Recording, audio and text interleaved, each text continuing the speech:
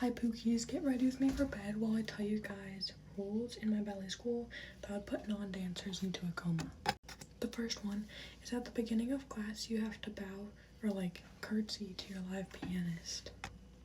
The next one, which is pretty similar to the first one, is at the end of class you have to bow or curtsy to your pianist and your teacher. And also like throughout the class you have to bow or curtsy to your pianist or like thank your pianist. And also in the beginning of class you gotta greet your dance teacher, but in my experience you just are like, hi, how are you? You don't really bow or curtsy at the beginning. Okay, next one. Russian ballet teachers, in my opinion, are better at roasting than like rap gods, because seriously, the roasts that they'll do. Another one is when I was like 5, maybe 6, 7, my teachers, well, my only teacher would tell me to suck in my lunch. She was like, we can see your lunch, and like embarrass me in front of the whole class. So if you yawn, you need to cover your mouth. If you sneeze, you need to cover your mouth. If you cough, if you show any sign of I'm not paying attention, cover that.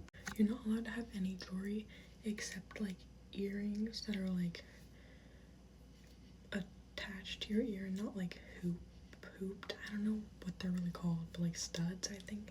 I don't have my ears pierced, so I don't know. Do not look at the clock. Like, if you look at the clock, it's practically a death sentence.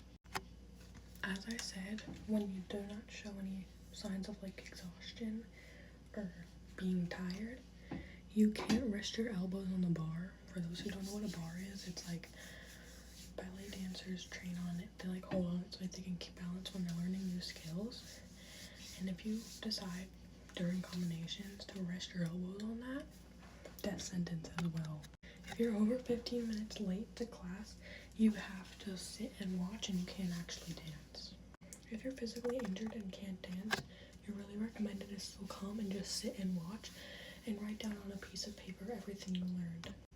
You're not allowed to miss any classes unless you're really ill or are like gonna be out of the country for some reason. And if you do, you're supposed to take makeup classes where you go on a different day, on some other class, some other place, to take a class to make up what you missed. This one's a big one that I feel like a lot of people get confused by. You can't take sips of water throughout class. You can only take sips of water in the middle when you're switching from bar to center, and you still have to ask your teacher if you can.